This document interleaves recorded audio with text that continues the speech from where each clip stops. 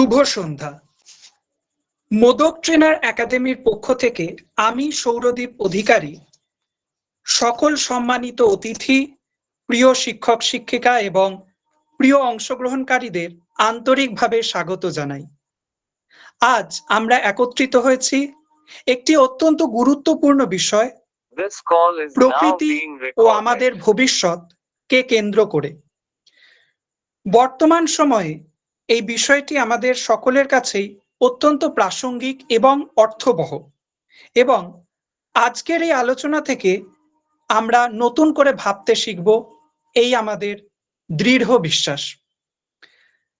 আমাদের মাঝে বিশিষ্ট বক্তা হিসেবে উপস্থিত আছেন একজন বিশেষ ব্যক্তিত্ব, প্রখ্যাত কবি, প্রাবন্ধিক, গল্পকার শ্রী বিশ্বদেব মুখোপাধ্যায় মহাশয়।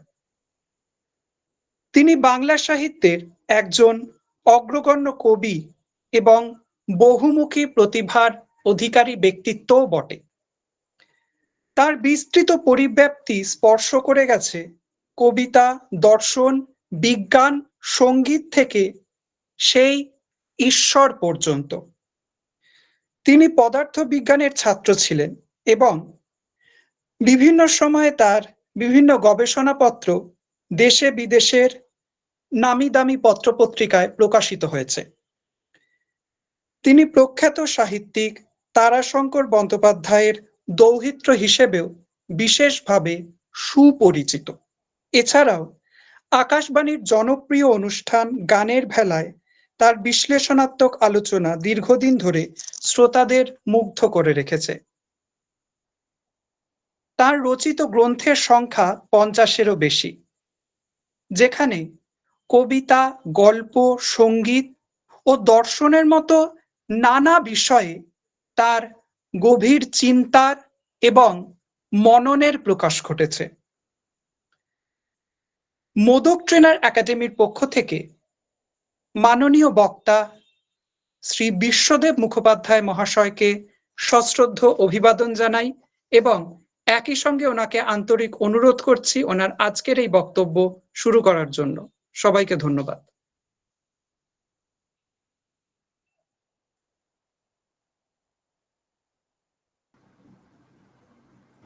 স্যার, সাউন্ডটা মিউটটা অন করুন, সাউন্ডটা। হ্যাঁ, সকলকে শুভেচ্ছা জানিয়ে আমার কথা শুরু করছি। আজকে বরং একটা গল্প দিয়ে শুরু করা যাক। কোনো এক দেশে এক রাজা ছিলেন। তার রাজ্যে যেমন সমৃদ্ধি ছিল, তেমনি সুখ শান্তিও ছিল। আর তার সবচাইতে গর্বের যে বিষয়টা ছিল, সেটা ছিল একটা বাগান। রাজার একটা বাগান ছিল, সে এত বিশাল যে তার এদিক থেকে ওদিক দেখা যায় না। অজস্র গাছপালা, পাখি, অজস্র জীবজন্তু সেখানে বাস করে। আবার সেখানে বাগানের ভেতরে নদী বয়ে যাচ্ছে, বাগানে কত ফুল ফোটে, কত সুন্দর সে ফলে সেখানে। এবং বহু দূর দূর থেকে মানুষেরা সেই বাগান দেখতে যায়। সে বাগানের সুখ্যাতি ছড়িয়ে পড়েছিল চারিদিকে।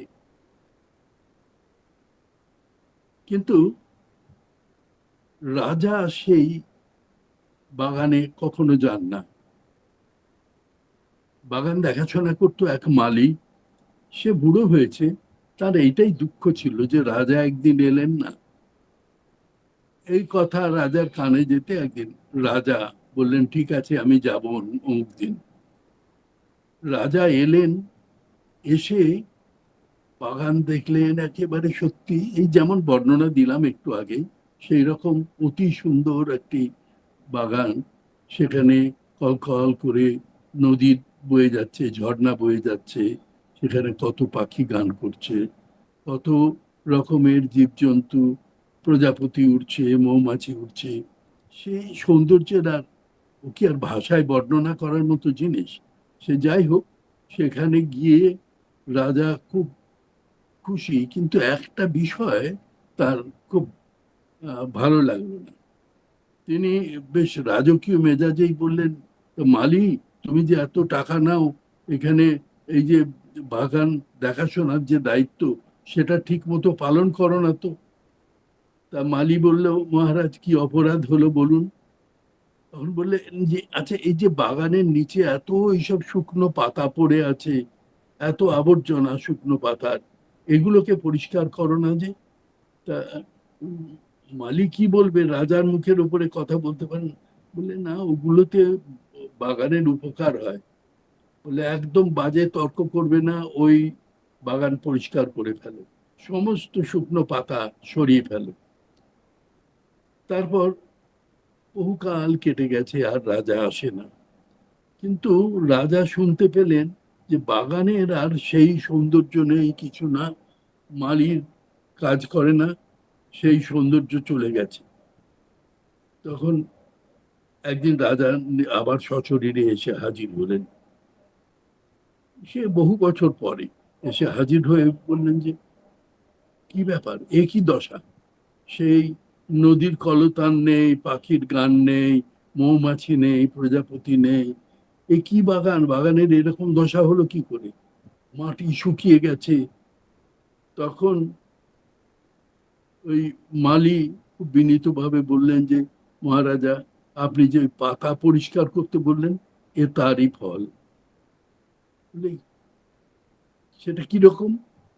তখন এই মালি বলল, "দেখুন, ওই যে পাতা পড়তো গাছের, অনেক পাতা জড়ো হয়ে সে ওপরে একটা কম্বলের মতো পুরু আস্তরণ পড়ে যেত। তার ভেতরে কত রকমের জীবাণু আশ্রয় পেত, কত ধরনের পোকার সেখানে আশ্রয় হতো, কত রকমের যে পাখি আসতো গাছে, তারা ওই পোকা খেত।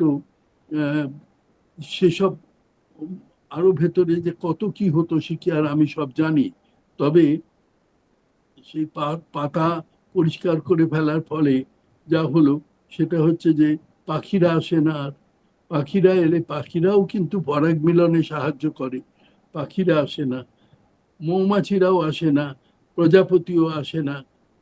এই ক্রমশ সমস্ত পাতা পরিষ্কার করে দেওয়ার ফলে বৃষ্টির জল যা, সেটা সরাসরি একেবারে মাটিকে আঘাত করে এবং মাটি ভেঙে যায়, যাকে আধুনিক কথায় বলা হয় সয়েল ইরোশন। সেই সয়েল ইরোশন হয়, এবং তখন ওই মাটি ধুয়ে নেমে চলে যায় মাটির ওপরের, যেটা সবচেয়ে টপ সয়েল বলে, সবচেয়ে ওপরের। মালি অবশ্য ইংরেজিতে বলেনি। তো যাই হোক, আমি বোঝার জন্য বলছি, আমরা যেভাবে বুঝি সেটা হচ্ছে এই, যে ওই যে ওপরের স্তর মাটির, 6 ইঞ্চি ওপরের স্তর, যেখানে সবচেয়ে সার বস্তু থাকে, যেখান থেকে সমস্ত গাছ তার রস শুষে নেয়, সেই সেখানে অদ্ভুতভাবে সেই মানে টপ সয়েল ধুয়ে ধুয়ে ধুয়ে ধুয়ে চলে গেল নদীতে, ইত্যাদি। এইরকম করে সমস্ত বাগানটা দেখতে দেখতে শূন্য, শ্মশান হয়ে গেল। তো তাই আর পোকা আসে না, পোকার লোভে পাখি আসে না, তারপরে মৌমাছি আসে না, প্রজাপতি আসে না, ফুল ফোটে না বলে। তো এইসব অনেক জটিল একটা তন্ত্র ভেতরে কাজ করে, সে আমরা সবটা বুঝি না মহারাজ। তখন রাজা বললেন, "ঠিক আছে, এবার তুমি আবার ওই তোমার বাগান ঠিক করে ফেলো, বাগানকে আবার সেই পাতা জমতে দাও ওখানে।" তারপরে আবার বহু বছর পরে পাতা জমে আবার সেই বাগান সুন্দর হয়ে উঠল। এই হচ্ছে গল্প। আমি কোনো একটি ইকোলজির বইয়ে এটা পড়েছিলাম, গল্পটা। সবটা হয়তো ঠিক ঠিক বলতে পারলাম না, আমি ইকোলজির এক্সপার্ট নই, কিন্তু এইটুকু বুঝতে পারি যে এই বিশ্ব প্রকৃতির প্রতিটি বস্তু, প্রতিটি বস্তুর সঙ্গে, প্রতিটি বিষয়ের সঙ্গে একটা অঙ্গাঙ্গী সম্পর্কে জড়িত হয়ে আছে। এই শব্দটা আমি অনেক ভেবে বা হঠাৎ ভেতরে এসে গিয়েছিল অঙ্গাঙ্গী সম্পর্ক। এই বিশ্ব ব্রহ্মাণ্ডের এই যে অঙ্গাঙ্গী সম্পর্ক, একে না বুঝলে প্রকৃতিকে বোঝা হবে না। আমি আলাদাভাবে এমন একটা অবস্থা হয়েছিল এই বই পড়ার পরে, তখন আমি আকাশবাণীতে একটি ইকোলজির ওপরে একটি অনুষ্ঠান করেছিলাম। সেটা বোধহয় 13টা এপিসোডে ওই একই সঙ্গে শিলিগুড়ি, আগরতলা, শিলচর এবং কলকাতা থেকে ব্রডকাস্ট হয়েছিল 3 মাস ধরে। সেই অনুষ্ঠানটির পরে আমার এমন অবস্থা হয়েছিল, আমি টেবিলের ওপর একটা পেপার ওয়েট নড়াতেও ভাবতাম যে বোধহয় প্রকৃতির ভারসাম্য নষ্ট হয়ে গেল। প্রকৃতপক্ষে এতটা সতর্ক হওয়ার কোনো দরকার নেই, বরং অসতর্ক থাকাই ভালো। সতর্কভাবে প্রকৃতিকে রক্ষা করার চেষ্টা করা আর সতর্কভাবে প্রকৃতিকে ধ্বংস করার চেষ্টা করা, দুটোই সমান বিপজ্জনক এবং সর্বনেশী। এটা আমার ক্রমশ যত দিন গেছে তত বেশি এটা অনুভূত হয়েছে। কারণ দেখুন, বাঘ যে অনেক হরিণ খেয়ে ফেলে এবং হরিণ যে অনেক গাছকে ধ্বংস করে ইত্যাদি ইত্যাদি, এর তো কোনো সন্দেহ নেই এ বিষয়ে। কিন্তু তাতে ইকোলজি নষ্ট হয় না, তাতে প্রাকৃতিক ভারসাম্য নষ্ট হয় না, বিঘ্নিত হয় না। তাহলে কিসে বিঘ্নিত হয়? দেখুন, প্রকৃতি এই যে এত সম্ভার, ফলের সম্ভার সাজিয়ে রেখেছেন, এ কি জন্য? এ তো খাবো বলে, আমরা খাবো বলে। শুধু মানুষ নয়, সবাই খাবে। এবং এবং দেখুন, ফুড চেইনের যে চেহারাটা, সেখানে তৃণভোজী প্রাণীকে মাংসাশী প্রাণীরা ভক্ষণ করে, এ তো সবাই জানেন। তাতে কোনো ক্ষতি নেই। সবচাইতে গুরুত্বপূর্ণ কথা হচ্ছে ক্ষতি কখন থেকে শুরু হয়। প্রকৃতি আমাদের খাবার জন্যে যতটুকু দরকার ততটা অবশ্যই রেখেছেন, কিন্তু অপচয় করার মতো কিচ্ছু রাখেননি। প্রকৃতি আমাদের মা, তিনি যা রেখেছেন তাতে আমাদের অভাব হয় না, কিন্তু আমাদের বিলাসিতা করার কোনো সুযোগ নেই। আমরা যদি মনে করি যে আমরা নয় ছয় করে, অপচয় করে এই সমস্ত প্রকৃতিকে ভোগ করব, তাহলে ভুল করব।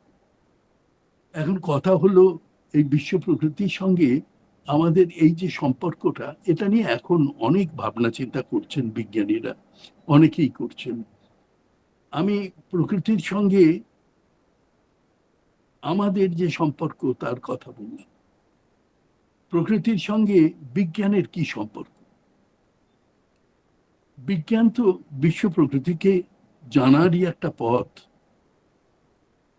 কিন্তু আমার নিজের মনে হয় বিশ্ব প্রকৃতিকে জানার যে পথ, তাতে আমরা প্রকৃতি কিভাবে চলে, তার মেকানিজমটা কি, এইটা জানবার ব্যাপারে যতটা উৎসাহিত হয়েছি, ঠিক ততটা উৎসাহিত হইনি প্রকৃতির আমাদের কাছে কি চাহিদা, প্রকৃতি আমাদের কাছে কি চায়, আমরা প্রকৃতির কাছে কি চাই, এই সম্পর্কে আমাদের দাবি দাওয়া আমরা বারবার পেশ করি এবং বিজ্ঞানের মধ্যে দিয়ে তাকে শোষণ করি।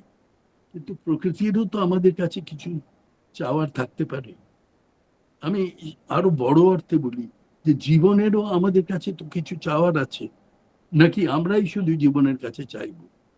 এই প্রশ্নটা করতে কিন্তু বিজ্ঞান শেখায়নি, কখনো শেখায় না। প্রকৃতির কাছে আমাদের কি কর্তব্য, প্রকৃতির প্রতি আমাদের কি কর্তব্য, আমরা জীবনকে কি দেব, এটা বোঝার যে পদ্ধতি তা বিজ্ঞানের ভিতরে নেই।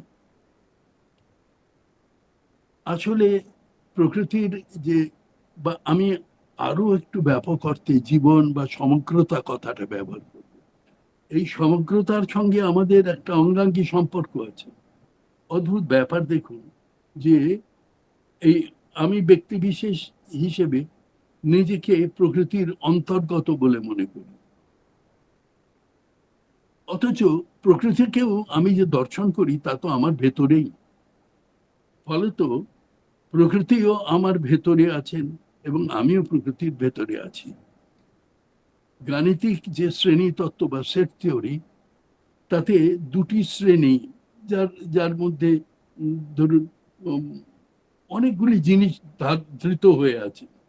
এই দুটি শ্রেণী যদি আছে, যাদের দুটোর ভেতরে হুবহু একই জিনিস ধরা আছে এমন হয়, অর্থাৎ তাহলে আমরা বলবো যে এই দুটি শ্রেণী পরস্পরের অন্তর্গত।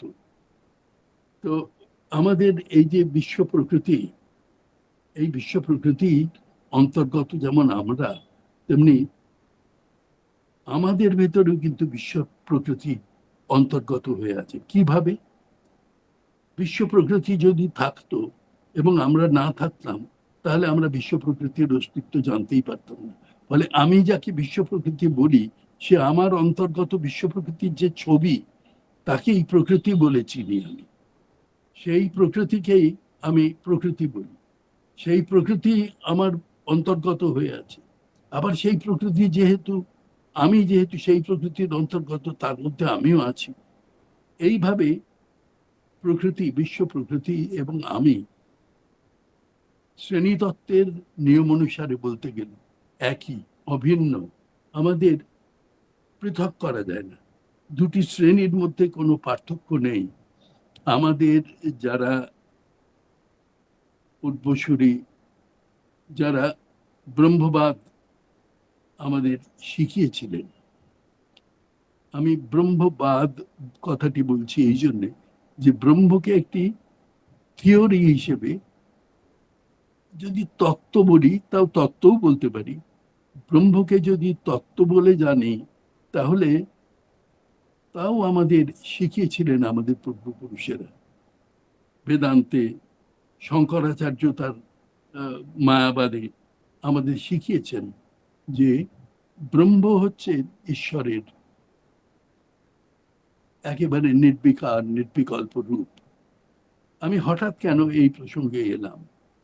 আমি যেটা বলতে চাইছি যে আমি একটু আগেই দেখালাম যে আমি বিশ্ব প্রকৃতির অন্তর্গত এবং প্রকৃতিও অন্তর্গত। অতএব আমি যদি চৈতন্যময় হই, তাহলে বিশ্ব প্রকৃতিও চৈতন্যময়। অন্যদিকে আপনি যদি বিশ্ব প্রকৃতির সামগ্রিক রূপের কথা ভাবেন, তাহলে দেখুন প্রতি মুহূর্তে এই যে দেওয়া নেওয়া, ফিরিয়ে দেওয়া, তোমায় আমায় এই চলেছে জনম জনম। বিশ্ব প্রকৃতির সঙ্গে আমাদের এই যে দেওয়া নেওয়ার সম্পর্ক, সেই সম্পর্ক কিন্তু মানে কোনোদিন ভাঙার নয়, সেই সম্পর্ক কোনোদিন নষ্ট হবার নয়। আমার শুধু বক্তব্য এটাই যে এই বিশ্ব প্রকৃতিকে আমরা রক্ষাও করতে যাব না, এই বিশ্ব প্রকৃতিকে ধ্বংসও করতে যাব না। আমরা যেন এর সঙ্গে সহাবস্থান করতে শিখি। সেটা আমরা জানতাম, অন্যান্য সমস্ত জীবজন্তুই জানে, শুধু মানুষ ভুলে গেছে।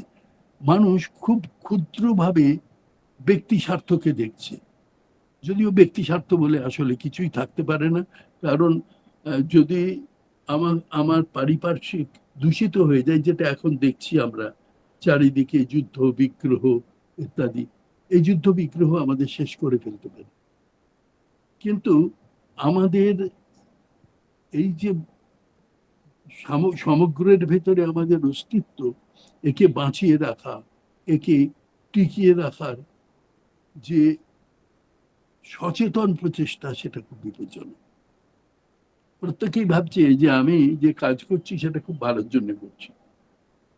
এক্ষেত্রে সবচেয়ে বড় প্রয়োজন যা, তা এক ধরনের ঔদাসীন্য।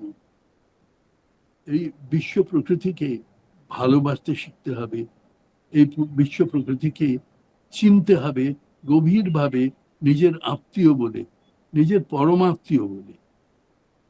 আমার মনে হয় যে আমাদের এই যে বিশ্ব জগৎ, এই জগতের যে চিন্ময়তা তাকে উপলব্ধি না করতে পারলে এটা সম্ভব নয়। বিশ্ব প্রকৃতির চিন্ময়তা বলতে আমি কি বলছি সে কথা এবার আমি বলব। দেখুন, একটা ছোট্ট কথা বলি, যেটা যেমন সেটা তেমন, সেটা আলাদাভাবে প্রমাণ করা যায় না, দেখতে হয়, অনুভব করতে হয়। কোনো তত্ত্ব কখনো কতগুলো ফ্যাক্ট থেকে ডিরাইভ করা যায় না। কোনো কতগুলো আমার ছোট ছোট জ্ঞান থেকে একটা পূর্ণ জ্ঞানে উপনীত হওয়া যায় না, যদি না আমি সেটা নিজে কামনা করি, নিজে সেটা চাই। ঠিক তেমনি বিশ্ব ব্রহ্মাণ্ডের যে অজস্র ঘটনা, অজস্র বিষয়বস্তু, এগুলোকে সব সময় একটা সূত্রে যোগ করার চেষ্টা করা, এটা হচ্ছে মানুষের ধর্ম। মানুষ করেছে, বিজ্ঞান তাই করে থাকে। কিন্তু যে কথা বলছিলাম, যে বিজ্ঞান সবসময় চেষ্টা করেছে বুঝবার যে প্রকৃতি কেমন করে চলে, প্রকৃতি কোন পদ্ধতিতে চলে, তার তার যান্ত্রিকতাটা কেমন, কিন্তু কখনো সে বুঝতে চেষ্টা করেনি প্রকৃতি কেন চলে, এই বিশ্ব প্রকৃতি কেন কেন আছে। এই প্রশ্নটা সবচেয়ে করা প্রয়োজন ছিল, কারণ তাহলেই একমাত্র বুঝতে পারতাম যে আমাদের কি করা উচিত। আমাদের উদ্দেশ্য যদি বিশ্ব প্রকৃতি থেকে ভিন্ন হয়, তবে কোনো দিন অস্তিত্ব আমাদের উদ্দেশ্য সফল হবে না। এই কারণেই যে বিশ্ব প্রকৃতির শক্তি অনেক বেশি, বিশ্ব প্রকৃতি সে চেষ্টা সফল হতে দেবে না। কিন্তু আমরা যদি বুঝতে পারি যে বিশ্ব প্রকৃতির উদ্দেশ্য কি, তাহলে আমরাও সেই উদ্দেশ্যের দিকে ধাবিত হতে পারবো। এতে ভয় পাওয়ার কিচ্ছু নেই, কারণ এই এত বড় আয়োজন, এত বড় বিশাল যে ব্রহ্মাণ্ড, এটা শুধু আমাকে মোচড়ানোর জন্য একটা অতি হীন ষড়যন্ত্র মাত্র, এ ধারণা আর যাই হোক খুব শ্রদ্ধেয় নয়। আমি এ ধারণা পোষণ করি না। আমি বিশ্বাস করি গভীরভাবে যে জীবনের একটা মহৎ উদ্দেশ্য আছে, এবং সেই উদ্দেশ্য হচ্ছে আনন্দ। আনন্দ আমি এটা অনায়াসে অনুভব করতে পারি যখন সকালবেলায় পাখি গান গায়, যখন সকালবেলায় ওই রাজার বাগানের মতো আমি দেখি নদীর কলতান শুনতে পাই, যখন দেখি যে কত প্রজাপতি উঠছে, আবার রাত্রে অসীম এক মহাকাশ, তাতে নক্ষত্র খচিত এক বিপুল ব্রহ্মাণ্ড, এর আয়োজন, এত আয়োজন শুধু একটা হীনতার কারণে এটা বিশ্বাসযোগ্য। আপনাকে প্রথমে ঈশ্বরে বিশ্বাস করতে হবে না, যাই করুন না কেন, কিন্তু এটা তো সত্যি যে এই আয়োজনটা আছে, এই আয়োজনটা হয়েছে।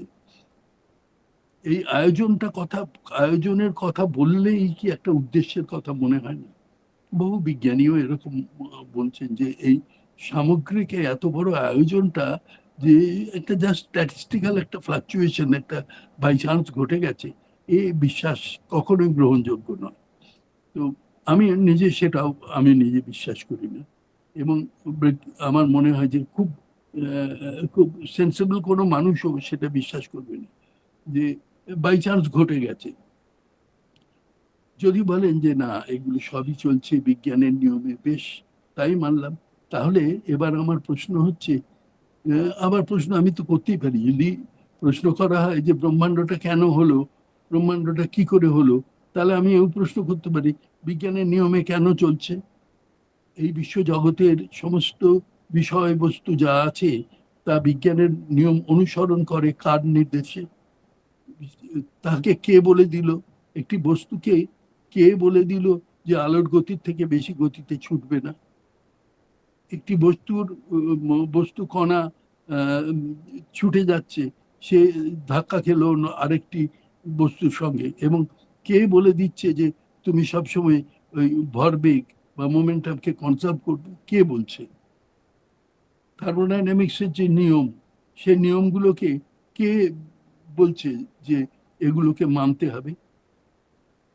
এই প্রশ্নের উত্তর তো আমরা দাবি করতেই পারি। কেন কেন কণিকাগুলি মেনে চলে, এসব নিয়ম কানুন মেনে চলার কারণ কি? তো এটা হয়তো বা অনেকের মনে হবে যে খুব আহ, একটা খুব ওয়াইল্ড একটা প্রশ্ন, কিন্তু প্রশ্নটা তো ওয়াইল্ড হবেই।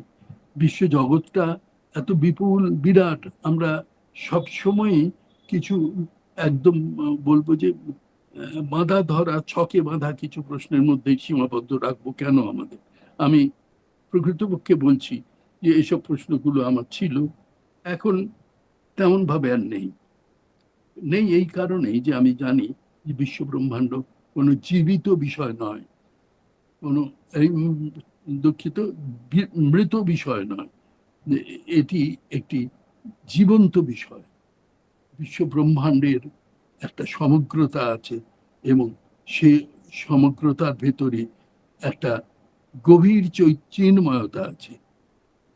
আপনি ভাবুন রবীন্দ্রনাথের সেই লেখা, তুমি যে চেয়ে আছো আকাশ ভরে, নিশিদিন অনিমিষে দেখছো মোরে। রবীন্দ্রনাথের মতো কবি যে বানিয়ে বলতে পারেন না, এটা আমি কবি হিসেবে গভীরভাবে বিশ্বাস করি। আমি জানি প্রায় সবাই বিশ্বাস করেন।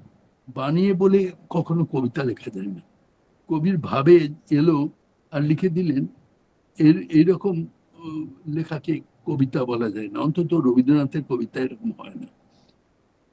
তা তিনি কিছু দেখেছিলেন, কিছু অনুভব করেছিলেন।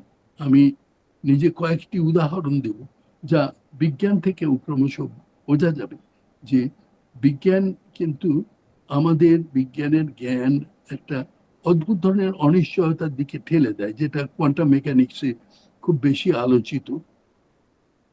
যেমন ধরুন আপনাকে বলছি, কোয়ান্টাম মেকানিক্স তো এ কথা বলেন, কোয়ান্টাম মেকানিক্সের যে খুব ফান্ডামেন্টাল একটি প্রিন্সিপাল, হাইসেনবার্গের প্রিন্সিপাল আপনারা জানেন, যেখানে বলা হচ্ছে যে একটি বস্তুর গতি এবং তার ভরবেগ, অর্থাৎ ভর এবং গতিবেগের গুণফল, এই দুটো একই সঙ্গে ঠিক ঠিক জানতে পারবেন না।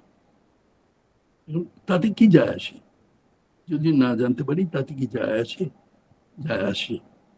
কারণ কোয়ান্টাম মেকানিক্সের আগে নিউটনিয়ান মেকানিক্স যেটা ছিল, যে শাস্ত্রীয় পদার্থবিদ্যা, সেখানে নিউটনের একটা ধারণাই হয়েছিল যে তিনি বিশ্বব্রহ্মাণ্ডের প্রাথমিক নিয়মগুলো সবই জানেন। যেমন তিনি আবিষ্কার করেছিলেন মহাবিশ্বের যে আকর্ষণ বল, মহাকর্ষ, গ্র্যাভিটেশন যাকে বলে, তার নিয়মগুলি, তার থেকে কেপলারস লজ অফ প্ল্যানেটারি মোশনকে তিনি ব্যাখ্যা করেছিলেন। তিনি মেকানিক্সকে কনস্ট্রাক্ট করেছিলেন, তার যে ফোর্স লজ সেগুলোকে তৈরি করেছিলেন।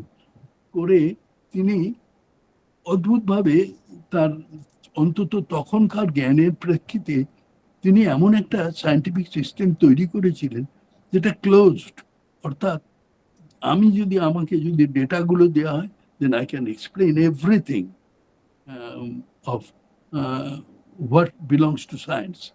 তো এই যে ব্যাপারটা, আমি বলবো যে এইটা হলো, এটার জন্যে কি দরকার ছিল? নিউটনিয়ান মেকানিক্সের প্রথম বিষয় ছিল যে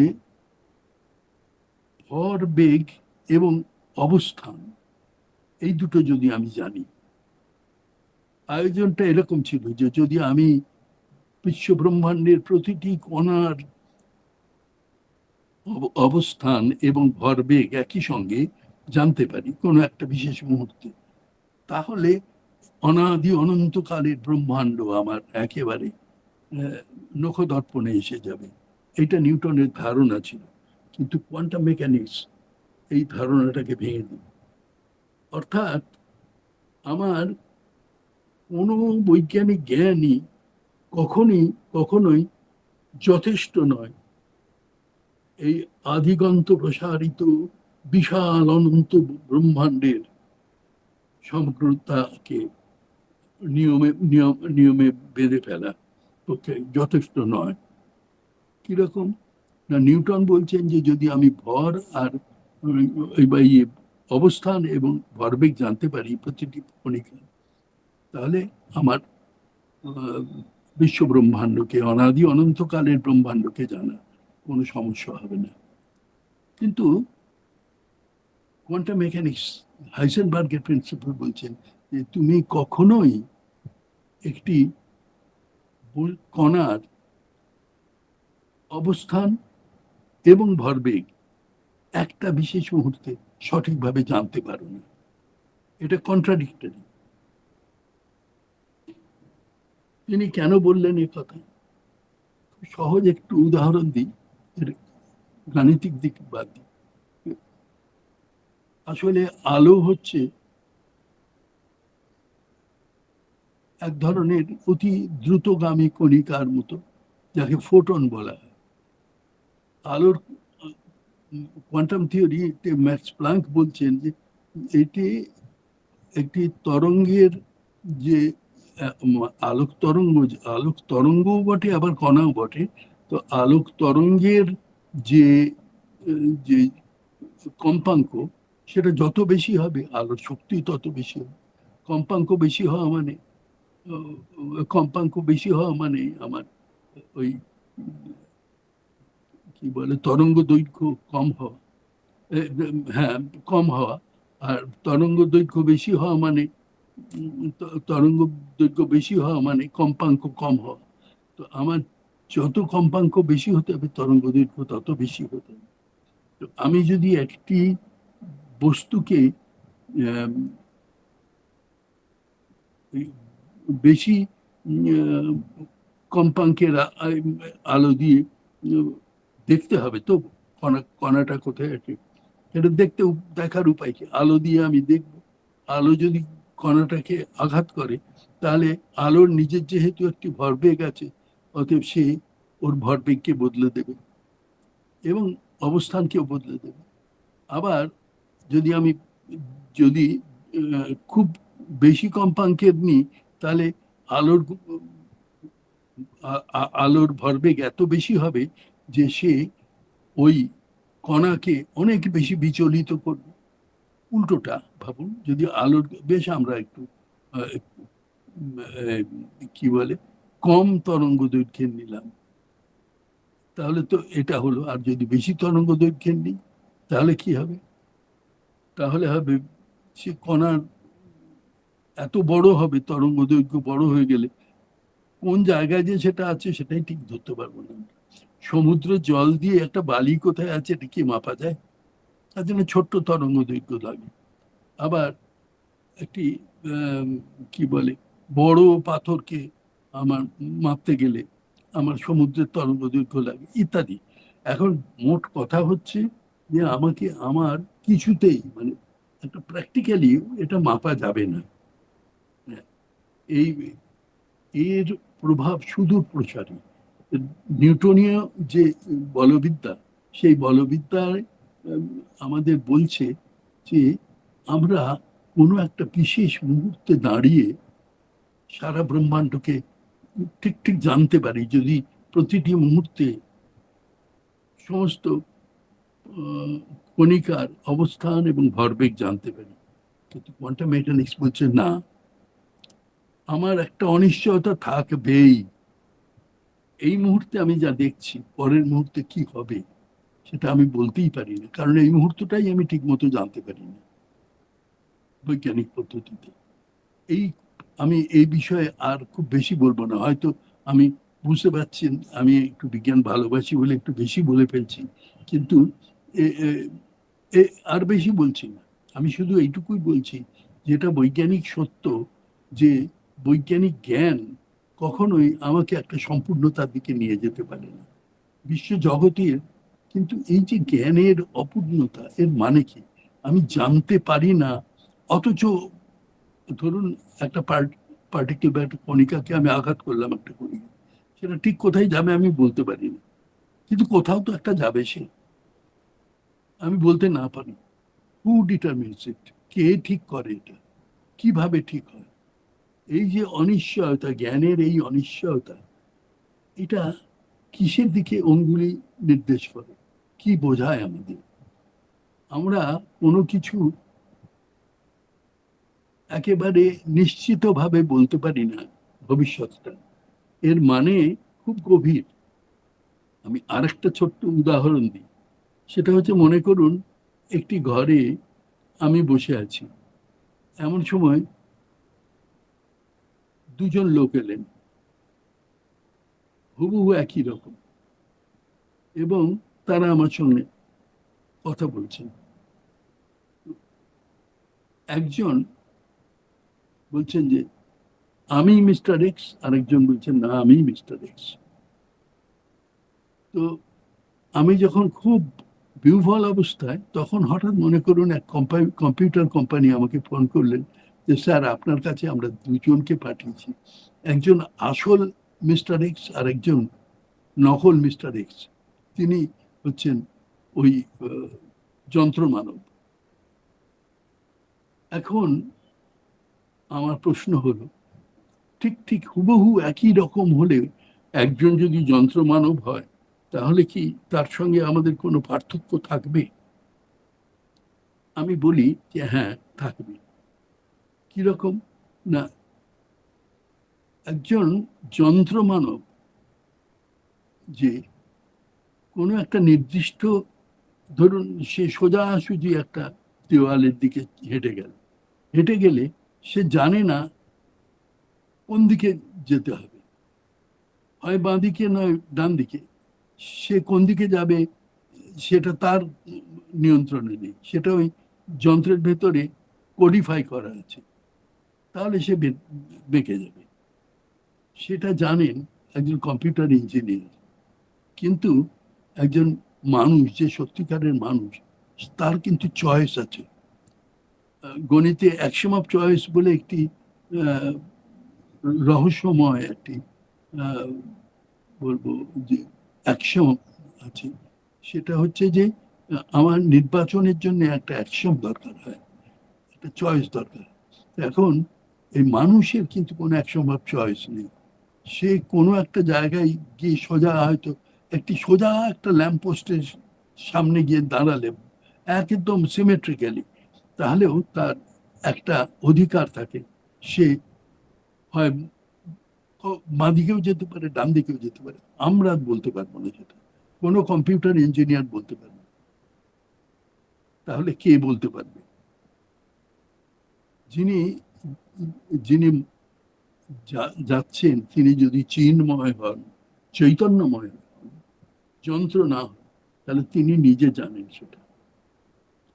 আমি এই জন্যই কথাটা বললাম যে আমরা কোনো একটি বিশেষ মুহূর্তে বিশ্ব ব্রহ্মাণ্ডের ভবিষ্যৎকে বলতে পারি না। কোয়ান্টাম মেকানিক্যাল এই সিদ্ধান্ত আমাদের কি ক্রমশই এই ধারণার দিকে ঠেলে দিচ্ছে না যে বিশ্ব ব্রহ্মাণ্ড আসলে চিন্ময়, চৈতন্যময়। দেখুন, এই যদি বিজ্ঞান না থাকতো, তাহলেও এটা আমাদের কি মনে হতো না? রবীন্দ্রনাথ তো বিজ্ঞানের উপর ভর করে বলেননি যে তুমি যে চেয়ে আছো আকাশ ভরে। আমরা যারা সত্যি সত্যি একটু ভাবুক মানুষ, তারা কিন্তু বিশ্ব ব্রহ্মাণ্ডের ওই চৈতন্যকে প্রত্যক্ষ করতে পারি প্রতি মুহূর্তে, অধিকাংশ মানুষ। কিন্তু আমার মনে হয় যে জীবনে খুব অপ্রয়োজনীয় কিছু জিনিস ছাড়া আর বিশেষ কিছু প্রমাণ করা যায় না। সত্যিকারের মূল্যবান যা, তা প্রমাণ করা যায় না, তাকে বিশ্বাস করতে হয়। কেন বিশ্বাস করতে হয়? ওই মঙ্গলের জন্য। জীবনে আমরা এত বিজ্ঞান শিখেছি, তবু তো এখনো এই একটাই জাত যে শুধুমাত্র নিজেরা মারামারি কাটাকাটি করে, অন্যকে ধ্বংস করার কাজে তার জ্ঞানকে লাগায়।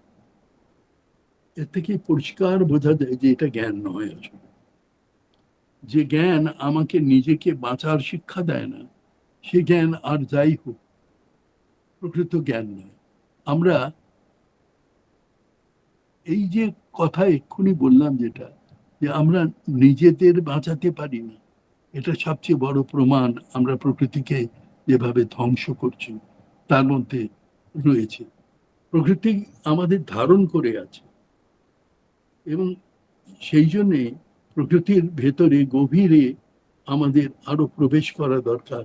প্রকৃতিকে ধ্বংস না করে প্রকৃতিকে প্রিজার্ভ করা দরকার। আমার যে কথাটা সবচাইতে বেশি বলার প্রয়োজন বলে মনে হয় সেটা হচ্ছে যে প্রকৃতির সবচাইতে বড় সত্য হচ্ছে ভালোবাসা, প্রেম।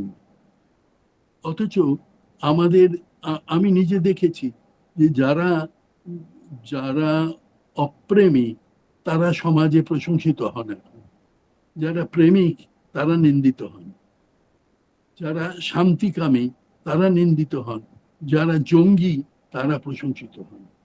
আমি নিজে সমস্ত রকম নিন্দার যে ভয় তাকে অতিক্রম করে আমি বলছি যে আমি গভীরভাবে এখনো বিশ্বাস করি যে একমাত্র ভালোবাসায় আমাদের উত্তীর্ণ হতে, জীবনে আরো বেশি গভীরভাবে এই জীবনের সঙ্গে ওতপ্রোত হয়ে আনন্দে বাঁচতে সাহায্য করবে। এর চাইতে আরো অনেক কঠিন হবে আমরা প্রতি মুহূর্তে এইভাবে বেঁচে থাকার জন্য যুদ্ধ করাটা, আমরা যেটা করছি এখন। যে আমার মনে হয় যে প্রকৃতিতে আসলে কোনো যুদ্ধের কিছুই নেই, যে কেবল সার্ভাইভাল অফ দ্য ফিটেস্ট ইত্যাদি, এটা নয়। আমরা এটা এইভাবে ভাবছি কারণ এটা সত্যি কথা বলতে কি যে শুধু বাঘ সে যদি ফিটেস্ট হয় ধরা যাক, তাহলে শুধু বাঘ একা সার্ভাইভ করতে পারে না। এটা আমরা এখন বিজ্ঞানের কাছ থেকেই শিখেছি। ইকোলজি আমাদের সেটা শেখাচ্ছে, আমাদের ক্রমশ এটা অনুভব করতে শেখাচ্ছে যে আমরা কিছুতেই ওই আলাদাভাবে বেঁচে থাকতে পারি না।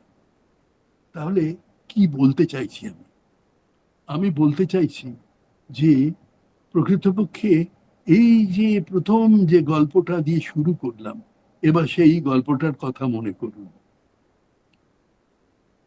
যে গল্পটা কি ছিল, যে এই সমস্ত কিছুর ভেতরে একটা মাত্র উপাদান, কিছু শুকনো পাতা, তাকে ফেলে দেওয়াতেই সর্বনাশ হয়ে গেল। এর থেকে এটাই বোঝা যায়, বলাই বাহুল্য, এটা এই সংক্ষিপ্ত সময়ের ভেতরে সবটা বলা যাবে না, যতটা আমি বারবার নানাভাবে অনুভব করি তার থেকে এটাই বোঝা যায় যে এটাই অনুভব করা যায় যে আসলে এই বিশ্ব প্রকৃতিতে যা আছে তার সব একসঙ্গে মিলেমিশে আছে। আমাদের এই প্রকৃতিকে আরো সুন্দর করার চেষ্টা প্রকৃতিকে আর একটু নিচে নামিয়ে আনবে, আর একটু খারাপ করে দেবে। প্রকৃতির যা আছে সেটাকে যদি খারাপ মনে করেন, তাহলে একে আরো সুন্দর করার সচেতন যে কোনো প্রচেষ্টা সেটাকে আরো খারাপ করে দেবে। তো আমার এই বিশ্বাস যে প্রকৃতিকে সুন্দর করার সচেতন প্রচেষ্টা কিছু নয়, আমার পরিমণ্ডলকে আরো ভালো করা কিছু নয়। আমি মনে আছে যে একটি প্রোগ্রাম, ওই যে প্রোগ্রামটার কথা বলছিলাম আকাশবাণীতে, সেই প্রোগ্রামটির মধ্যে একজন বিশেষজ্ঞ তিনি এসেছিলেন। তিনি বলছেন যে আমরা এরকম নানা রকম গাছ লাগাচ্ছি, সব জায়গায় গাছ কেটে ফেলা হচ্ছে। আমি বললাম আচ্ছা, আপনারা ধরুন কোনো জায়গায় দেখছেন অনেক গাছ, সেখানে গাছ লাগিয়ে দিচ্ছেন। বলে হ্যাঁ, সেখানে আগে গাছ ছিল, আমরা লাগিয়ে। মানে জানেন কি গাছের না? তাহলে আপনি ধরে নিচ্ছেন যে যেখানে যে গাছটা লাগাচ্ছেন সেখানে সেটাই লাগানো ভালো? তখন বলছেন যে না, সেটাও ঠিক বলতে পারি না আমি, সেটা নিশ্চয়ই নয়। আমি বললাম তখন, কিন্তু আপনি কি বলছেন আমাকে জিজ্ঞেস করলেন। তখন আমি বললাম আমার একটাই কথা, সেটা হচ্ছে যে যা এই প্রকৃতিতে ছিল বলে মনে করছেন তা যেহেতু আপনি জানতে পারেন না, অতএব প্রকৃতিকেই যদি রিপেয়ার করতে হয় তবে সেই রিপেয়ারিং এর কাজটা তার হাতেই ছেড়ে দেওয়া ভালো, ন্যাচারাল ভেজিটেশনের জন্য। তো অনেকে বলবেন সে সময় আমাদের নেই, তাহলে সময় নেই, কিন্তু আমরা খুব ভুল করে ফেলতে পারি। যেখানে হয়তো শাল গাছ ছিল সেখানে শিমুল গাছ লাগিয়ে ফেললাম, তাতে কি বিপর্যয় হতে পারে তা বলা যায় না। কিন্তু যাই হোক, এখন প্রকৃতপক্ষে এই প্রকৃতিকে আরো সুন্দর করার সব চেষ্টা ছেড়ে দেয়। আমরা যেভাবে বেঁচে আছি তার চেয়ে আরো ভালোভাবে বাঁচার সমস্ত চেষ্টা ছেড়ে দেওয়াটাই ভালোভাবে বাঁচার একমাত্র উপায়। তো আমাদের একটি কথা, সম্ভবত এটি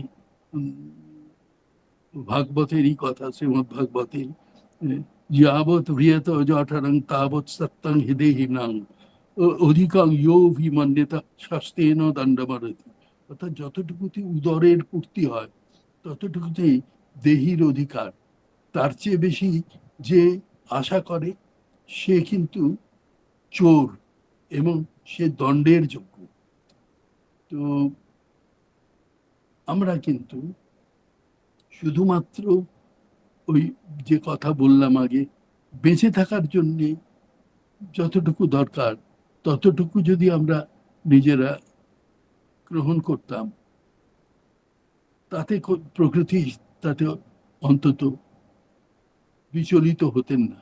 প্রকৃতি হয়তো তাতে প্রকৃতির কোনো ক্ষতি হতো না। কিন্তু আমরা ঠিক সেটা করিনি। আমরা যেটা করেছি সেটা হচ্ছে যে আমরা নিজেরা হোর্ডিং করার চেষ্টা করি, সঞ্চয় করে রাখার চেষ্টা করি, কখনো দুর্দিন হলে তার জন্যে আরো বেশি জমিয়ে রাখার চেষ্টা করি। কেন এটা করি? কেন আমরা কিছুতেই নিশ্চিন্ত হতে পারি না যে জীব দিয়েছেন যিনি, আহার দিবেন তিনি? কারণ আমরা তিনিতে বিশ্বাস করি না। জীবটা দেখতে পায়, আহারও দেখতে পায়, কিন্তু তিনিতে বিশ্বাস নেই। ফলে আমাদের আসল সংকট হচ্ছে এইখানে। এইটা মনে রাখা দরকার ছিল যে প্রকৃতি আমাদের মেরে ফেলার জন্য এখানে এনেছে শুধু তা নয়, মরতে প্রত্যেককেই হবে। হয়তো হয়তো এই কারণেই বলছি, কারণ আমি নিজে তো মরিনি, আমি জানি না যে আমি নিজে মরবো কিনা। আমি দেখছি যে অনেকেই মরে গেছে।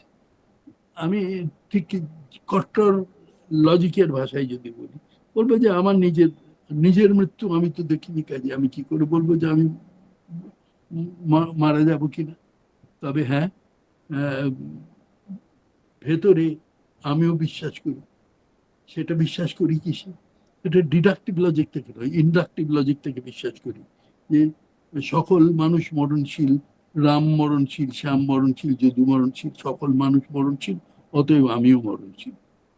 এখন এই কথা, এটা বিশ্বাস করি, কিন্তু তবু আনন্দে সুখে বাঁচার এই যে নিরন্তর আমাদের প্রয়াস, যতটা প্রকৃতি আমাদের দিয়েছে তার চেয়ে বেশি তার থেকে শোষণ করে নেবার, দহন করে নেবার, তার থেকে ছিনিয়ে নেবার যে প্রয়াস, এই প্রয়াসই প্রকৃতিকে ক্ষতবিক্ষত করেছে এবং তার ভারসাম্য রক্ষা করেছে।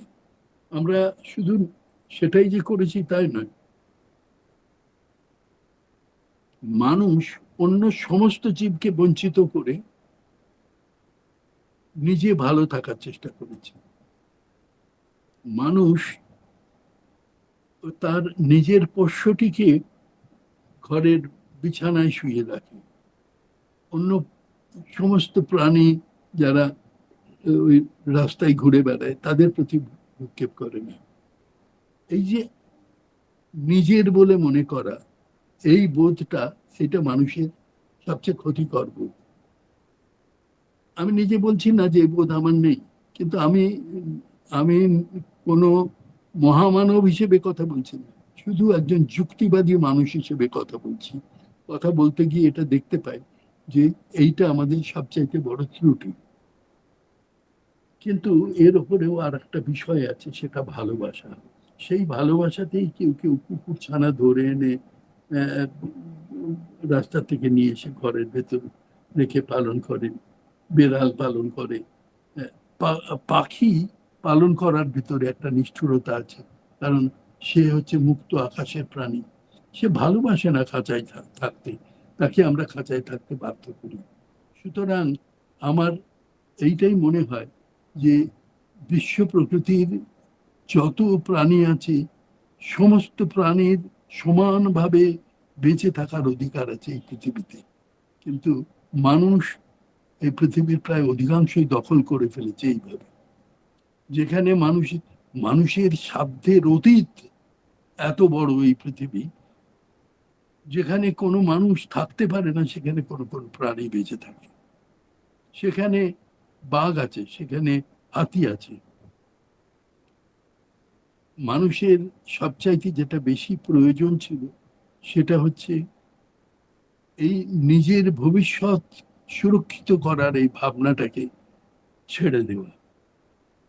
এটাই ক্রমশ কিন্তু তার নিজের যে সবচেয়ে যে জগৎ তাকে সুরক্ষা দিত, সেই জগৎ ক্রমশ নষ্ট হয়ে যাচ্ছে, ধ্বংস হয়ে যাচ্ছে, ক্রমশ আমাদের আরো বিপন্ন করে তুলছে। আমি যতই এই বিষয়টা ভাবি, ততই ভাবি যে এই বিশ্ব চৈতন্য যাকে বলি, আমি গভীরভাবে বিশ্বাস করি, এটা এটা বিশ্বাস করি বললে ভুল হবে, এটা আমি অনুভব করি যে এই বিশ্ব জগৎ চৈতন্যময়, এবং ইকোলজি যাকে বলছি এটা তারই একটা ফল মাত্র, তারই একটা আউটকাম মাত্র। বিশ্ব জগৎ চৈতন্যময় এই কথা বলতে ঠিক কি বোঝাতে চাই? বোঝাতে চাই এটাই যে এই সমস্ত ঘটনা যা ঘটেছে তার সঙ্গে এক চৈতন্য জড়িত আছে। সমস্ত ঘটনা যা ঘটছে, যা ঘটবে, তা সে তারই ইচ্ছাতে ঘটছে। যাকে আমরা ঈশ্বর বলি, ব্রহ্ম বলি, তারই ইচ্ছাতে ঘটছে। কারো ইচ্ছে হলে তিনি থিওরি অফ এভরিথিং বলতে পারেন, যেমন স্টিফেন হকিং বলতেন theory of everything. Theory of everything যদি কিছু হয়, a theory that could explain everything that happens in this world, সেরকম একটা থিওরি কিছু থাকলে সেটা আসলে ঈশ্বর ছাড়া, ব্রহ্ম ছাড়া আর কিছুই নয়। ব্রহ্ম তাই করেন। ব্রহ্মতত্ত্ব বা ব্রহ্মবাদ, বেদান্তের ব্রহ্মবাদ, তা কিন্তু প্রকৃতপক্ষে সমস্ত কিছুর কারণ হিসেবে ব্রহ্মকেই বলেন, দায়ী করেন। এই বিশ্ব জগতের স্বরূপত বিশ্বজগৎ যদি থাকে এবং ব্রহ্মও যদি থাকেন, তাহলে তারা এক হতে বাধ্য, কারণ সত্য দুটি হতে পারে না। একই সত্য, ঈশ্বর এবং এই বিশ্ব ব্রহ্মাণ্ড, এই দুই একই। যিনি ব্রহ্মাণ্ডকে জড় রূপে দেখেন, তিনি চৈতন্যকে ব্যাখ্যা করতে পারেন না, সেটা এড়িয়ে যাবার চেষ্টা করেন, কিন্তু সে চেষ্টা ফলবতী হয় না। চৈতন্য আছে, কারণ আধুনিক বিজ্ঞানের কোনো তত্ত্ব দিয়ে এখনো পর্যন্ত জড় থেকে চৈতন্যের উন্মেষ ঘটতে পারে, কোনো তত্ত্ব দিয়ে আমরা বলতে পারি যে এই জড় কণা চৈতন্য লাভ করলো, এরকম কোনো কিছুই এখনো পর্যন্ত জড় বিজ্ঞানের আওতায় আসেনি। ফলত বিশ্ব জগৎ চিন্ময়, এটি হচ্ছে একমাত্র সিদ্ধান্ত যা গ্রহণ করা যায়। আমি অনুরোধ করব, যদি কারো কোনো প্রশ্ন থাকে তাহলে তাকে সেই প্রশ্ন করতে।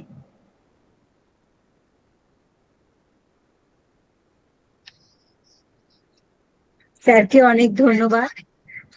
অসাধারণ একটা বক্তব্য, এবং অসাধারণ বললেও কম বলা হয়।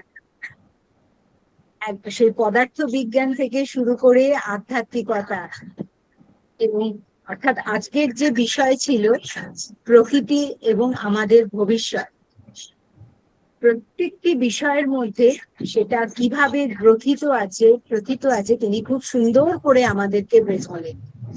কেউ যদি কিছু ফিডব্যাক দিতে চান বা প্রশ্ন থাকে, স্যার বলেছেন, তাহলে করতে পারেন।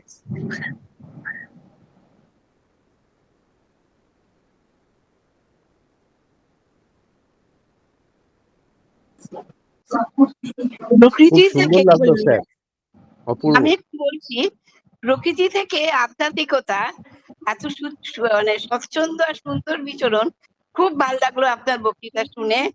অনেকটা ঋদ্ধ হলাম আর অনেক কিছু শিখতেও পারলাম। Thank you. তুমি কে বলছো আমি দেখে বুঝতে পারছি না। হাত আচ্ছা, তোলো। প্রফেসর দীপিকা মজুমদার, উনি আমাদের বোর্ড অফ ডিরেক্টরস এর একজন ম্যাডাম, ও আচ্ছা মানে আচ্ছা, মেম্বার। নমস্কার, আমি বুঝতে পারিনি। হ্যাঁ, খুব আহ, আহ, আমি তাকে ধন্যবাদ জানাচ্ছি বললেন বলে। আসলে সত্যি কথা বলতে কি, কোনো সংক্ষিপ্ত সময়ের মধ্যে এই আলোচনা ঠিক হয় না, কারণ প্রকৃতপক্ষে এটা কিরকম জানেন, কোনো দোকানে গিয়ে খুব ভালো রসগোল্লা খেয়ে এলেন কোথাও গিয়ে, তারপরে এসে বাড়িতে এসে গল্প করা যে এই রসগোল্লাটা কেমন ছিল। এটা হচ্ছে ঠিক সেই রকম, যা প্রতি মুহূর্তে আস্বাদন করি, সেই আস্বাদন কিন্তু চিন্তাতেই। এই আস্বাদনকে আমি সর্ব জনসমক্ষে কি করে আনবো, সে সাধ্য নেই আনার, কিন্তু তবু একটা আভাস কিন্তু মানুষ পায়। এই সত্যি কথা বলতে যে বিশ্বজগৎ এর যে অপরূপ সৌন্দর্য, আমার শুধু এটাই মনে হয় এখন, যেটা আমি এখন বর্তমানে লিখছি, বইটির নাম আমি দেব ভেবেছি যে আমার শেষ লেখা বলে। বইটিতে এই বিষয়টাই লিখছি যে এই বিশ্বজগতের যিনি নিয়ামক, এই যে ফিজিক্সের নিয়মগুলো যিনি তৈরি করলেন, সায়েন্সের নিয়মগুলো, সেই নিয়মগুলো মেনে চলতে কে বলছে তাদের? বলছেন তিনিই। তাকেই আমরা ফিজিক্সের নিয়ম রূপে দেখি এবং সেটা প্রকৃতির অন্তর্গত বলে মনে করি। এটাকে আরো গভীরভাবে ভাবলে বোঝা যায় যে বিশ্ব প্রকৃতি শুধু এইরকম নিয়মগুলো সৃষ্টি করেছেন, এই নিয়মগুলো অন্যরকম হতেও পারত, লজিক্যালি অন্যরকম হতেও পারত। এখন অন্য ধরনের লজিক্যালি পসিবল ইউনিভার্সের কথা বলা হচ্ছে, যেটা হয়তো হুবহু এইরকম নয় ফিজিক্সের ল গুলো বা সায়েন্সের ল গুলো, কিন্তু তার চেহারা একেবারে মানে অন্যরকম হবে, হুবহু একই রকম ল নয়। ধরা যাক, একটা উদাহরণ দিচ্ছি, আমাদের এই যে ব্রহ্মাণ্ডে আলোর যে গতি, সেটা হচ্ছে সেকেন্ডে 3 লক্ষ কিলোমিটার। কিন্তু ধরুন কোন ব্রহ্মাণ্ডে যদি অন্য সমস্ত ধ্রুবক রাশির মান এদিক ওদিক করে আলোর গতি 5 লক্ষ কিলোমিটার হয়, হতেই পারে, কিংবা হয়তো বা 5,000 কিলোমিটার হয়, হতেই পারে। সেটা হলে তখন সেই জগতের চেহারা অন্যরকম হবে। আমরা সেই জগতের বাসিন্দা যদি হতাম যদি, তাহলে আমরা দেখতাম জগতের নিয়মগুলো অন্যরকম। এরকম অসংখ্য অনন্ত সংখ্যক জগৎ থাকা সম্ভব, যাদের প্রকৃতপক্ষে চেহারা অনেকটা একই রকম, আবার একই রকম নয়, সম্পূর্ণ অন্যরকম। এই জগতেও যদি এই মুহূর্তে আমাদের দক্ষিণ সমুদ্রের দিকে নিয়ে যাওয়া হয়, অ্যান্টার্কটিকার দিকে, আমরা বুঝতে পারবো যে এই জগতেও কি বিচিত্রতা, কি কতটা অন্যরকম হতে পারে এই জগতে। কাজেই প্রকৃতপক্ষে সেটা এই বিজ্ঞানের নিয়মের মধ্যেই থেকে, এই নিয়মের চেহারা যদি অন্যরকম হতো, তাহলে কি হতো সেটা বলা খুব কঠিন। আর আইনস্টাইন একটা কথা বলেছিলেন, উনি বলেছিলেন যে আমি এই বিশ্ব, যদি ঈশ্বরের সঙ্গে কোনোদিন দেখা হতো, আমি তাকে জিজ্ঞাসা করতাম এই জগৎটাকে তিনি যেরকম ভাবে তৈরি করেছেন, এইরকম ভাবেই কি তৈরি করতে হতো, অন্যরকম ভাবে কি তৈরি করা যেত না? আসলে আমি সেই মহাবিজ্ঞানীর কাছে আমি যদি থাকতাম, তাহলে তাকে একটা প্রশ্ন করতাম, ঈশ্বর যদি এই জগৎটাকে অন্যভাবে তৈরি করতেন, তাহলে ঠেকাতো কে? এই বিশ্ব জগতের ঈশ্বরের সম্পর্কে যেটা বলা হয় যে তিনি সর্বশক্তিমান, এ নিয়ে অনেক রকমের ফ্যালাসি তৈরি করা হয়েছে, তার উত্তর আমরা জানি। আমি উত্তর দিতে পারি, সেসবের ভেতরে যাচ্ছে। এই যিনি সর্বশক্তিমান, তিনি অন্যরকম ভাবে জগৎটা তৈরি করতেন কিনা, এই করতে পারতেন কিনা, এই তুচ্ছ প্রশ্নটা করার জন্য সেই মহাবিজ্ঞানী কেন এত ব্যাকুল হয়েছিলেন, সে উত্তরটা তো আমি দিতে পারি, হ্যাঁ নিশ্চয়ই পারতেন। ঈশ্বর ইচ্ছে করলে কি না পারতেন, সবই পারতেন, অন্যরকম করতে পারতেন। তো আমি শুধু এইটুকুই বলবো যে বিজ্ঞানের যে পরিসীমা, তার ভেতরে এই জগতের অনন্ত রকম অনন্ত রূপ হতে পারে। এই বিজ্ঞানের পরিসীমা ছাড়িয়ে আরো অন্যরকম জগৎ হতে পারে। কনস্ট্যান্ট গুলো, ফিজিক্যাল কনস্ট্যান্ট গুলোর ভ্যালু একটু একটু এদিক ওদিক যদি হয়, কে আটকাবে? সত্যি করে জানি না আটকানো যাবে কিনা, কিন্তু এমন কিছু আছে যাতে আটকানো যায় না, সে হতে পারে আমাদের জ্ঞানের বাইরে। কিন্তু ঈশ্বর ইচ্ছে করলে পারতেন না, এরকম। যদি ঈশ্বর ইচ্ছা করে থাকেন যে এরকমই হবে, তাহলে কেউ পারবে না বদলাতে, এও সত্যি। আমার শুধু একটা জায়গায় পৌঁছানোর খুব ইচ্ছা ছিল, সেটা স্পর্শ করতে পারলাম। সেটা হচ্ছে এই যে এই বিশ্ব জগৎ প্রকৃতপক্ষে, এতে যত বিজ্ঞানের যত নিয়ম আছে, যা আছে, সে নিয়মগুলো কেন আছে এটা আমরা প্রশ্ন করিনি। এবং বিজ্ঞানের সবচাইতে প্রথম যে প্রশ্নটা করা উচিত ছিল, সে প্রশ্নটা আমরা করিনি। প্রকৃতি কেন এরকম, বিশ্বজগৎ কি করে চলে এটা জানতে চেষ্টা করেছি, কিন্তু বিশ্বজগৎ কেন চলে, কেন বিশ্বজগৎ সৃষ্টি হলো, কেন অস্তিত্ব হলো, এটা জানতে চেষ্টা করিনি। এটা যদি জানতে চেষ্টা করতাম, তাহলে আমাদের উদ্দেশ্যটা আমরা বুঝতে পারতাম। আমরা বিজ্ঞান দিয়ে আমাদের জীবনটাকে কি জন্য, এই জীবন লইয়া আমি কি করিব, আমি জানি না, আমরা কেউই জানি না। এইটাই হচ্ছে সবচেয়ে ট্র্যাজেডি বিজ্ঞানের পক্ষে। আমি বিজ্ঞান না পড়ে বলছি না, কিছু কিছু পড়েছি, পড়েই বলছি বিজ্ঞানের সবচাইতে ট্র্যাজেডি হচ্ছে এইখানে। সে বিশ্বজগতের মেকানিজম নিয়ে যত ভেবেছে, বিশ্বজগতের পারপাস, উদ্দেশ্য নিয়ে তার কিছুই ভাবেনি। বিশ্বজগৎ কেন, কি জন্য সৃষ্টি হলো, আমাকে যদি বলেন, আমি একেবারে সরাসরি বলবো। আমার তো বিজ্ঞানের বৈজ্ঞানিক পথে এটা ডিরাইভ করার কোনো দায় নেই। আমি খুব সরাসরি যে কথা বলবো, সে কথা হচ্ছে এই জগৎটা সৃষ্টি হয়েছিল ভালোবাসার জন্যে, এই জগৎটা সৃষ্টি হয়েছিল আনন্দের জন্যে। আমি বলছি এই জগতে আনন্দ এখনো আছে, সবই আছে, আমরা দেখতে পাই না।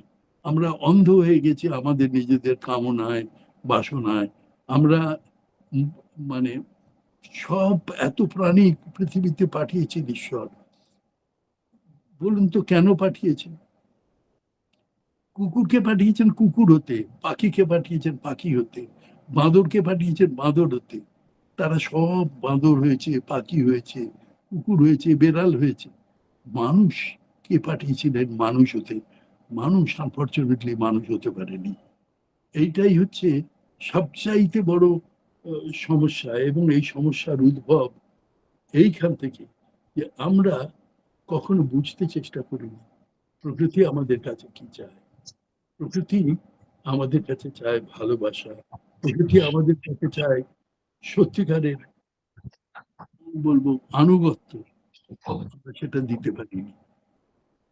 আমার এইটুকুই বক্তব্য ছিল।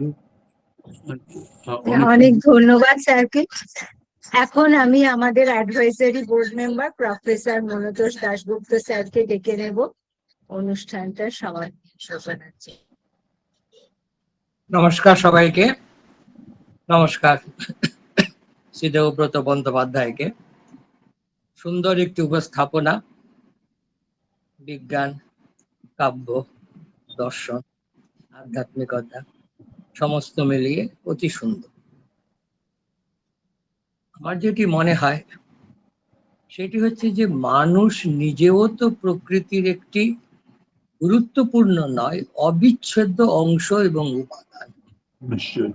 মানুষ যদি না থাকে তাহলে পরে প্রকৃতিও তার গুরুত্ব এবং সৌন্দর্য হারায়। গুরুদেব বলেছিলেন, আমারই চেতনার রঙে পান্না হলো সবুজ, চুনি উঠলো রাঙা হয়ে, আমি চোখ মেললুম আকাশে, জ্বলে উঠলো আলো পূবে পশ্চিমে, গোলাপের দিকে চেয়ে বললুম সুন্দর, সুন্দর হলো সে। আমরা অ্যালিয়েনেশন ফ্রম নেচার, এটাই হচ্ছে এখন আমার ধারণা যে সবচেয়ে বড় সমস্যা। প্রকৃতির থেকে মানুষ অনেক দূর সরে এসেছে, নিজেকে মনে করেছে স্বয়ং সম্পূর্ণ একটি সত্তা, তা তো নয়। আমার মনে পড়ছে দেবব্রত বন্দ্যোপাধ্যায়ের যে পরিচয়টি আমি পেলাম, সেই পরিচয়টি ধরে বলছি, তার দাদুর লেখা সেই যে বিখ্যাত উপন্যাস হাসুলি বাকের উপকথা, সেখানে তারাশঙ্কর দেখাচ্ছেন যে যন্ত্র সভ্যতা কিভাবে মানুষকে কেড়ে নিল হাসুলি বাকের বুকের থেকে। কিন্তু তারপরে কি হলো? সেই হাসুলি বাক কি আবার নতুন করে গড়ে উঠলো? ভেরি রিসেন্টলি আধুনিক প্রজন্মের কয়েকজন দেখতে গিয়েছিলেন যে হাসুলি বাক কেমন আছে। একদমই ভালো নেই। কোথায় সেই হাসুলি বাক যে তারাশঙ্কর বলছেন যে প্রকৃতির বুকে গলায় সে সুন্দর হাসুলি, সূর্য পড়লে মনে হয় সোনার মতন ঝকঝক করছে? সে নেই, সে অবসিত, জঙ্গল। কাজেই মানুষের এই যে অ্যালিয়েনেশন, এই যে চলে আসা, তার থেকে পৃথক হয়ে চলে আসা, মানুষকে আবার প্রকৃতির কাছে ফিরে যেতে হবে, শুধু যান্ত্রিক ভাবে নয়, প্রকৃতির অন্যতম উপাদান হয়ে। সত্যি এই যে এখন যে সভ্যতার অগ্রগতি, এটাকে তো নিরস্ত করা যাবে না। কাজে এখনকার প্রকৃতির ওপর আমাদের যে জুলুম, কিন্তু ভাইস অফ সিভিলাইজেশন, সম্পূর্ণ দমন করা যাবে না, কিন্তু একটি সাম্যাবস্থায় আসতে হবে, শান্তিপূর্ণ সহাবস্থানের মধ্যে আসতে হবে। তবেই বোধহয় মানুষ আবার প্রকৃতির কাছে যেতে পারবে, প্রকৃতি আবার মানুষকে সাগ্রহে আলিঙ্গন করতে পারবে। আমাদের এখন প্রয়াস হতে হবে সব দিকেই, বৈজ্ঞানিকদের তার বিজ্ঞানের দৃষ্টিভঙ্গি থেকে, দার্শনিককে তার দর্শনের দৃষ্টিভঙ্গি থেকে, আধ্যাত্মিক গুরুকে আধ্যাত্মিক দৃষ্টিভঙ্গি থেকে, এবং সবার উপরে যারা নাকি জলবায়ু এবং পরিবেশ নিয়ে কাজ করছেন, তাদের নিজেদের তাদের সস্থানে থেকে, নিজেদের অবস্থানে থেকে আমাদের চেষ্টা করতে হবে প্রকৃতির থেকে এই দূরত্বকে যেন আমরা দূর করতে পারি। প্রকৃতি এবং মানুষের মধ্যে এই দূরত্ব কমিয়ে শান্তিপূর্ণ সহাবস্থানকে পুনঃপ্রতিষ্ঠিত করলেই আমাদের এই সবুজ পৃথিবীটা আরো বেশি বাসযোগ্য হয়ে উঠতে হবে। তা না হলে পরে অবস্থা সত্যিই কিন্তু সঙ্গীন। আমি আমার নিজের পক্ষ থেকে, আমার একাডেমির পক্ষ থেকে প্রাণঢালা ধন্যবাদ, শুভকামনা জানাচ্ছি দেবব্রত বন্দ্যোপাধ্যায়কে, এবং আশা করব আবার কোন উপলক্ষে তার কাছ থেকে এই অনুরূপ বিষয়ে বা অন্যরূপ বিষয়ে আমরা আবার শুনতে পেয়ে ধন্য হব।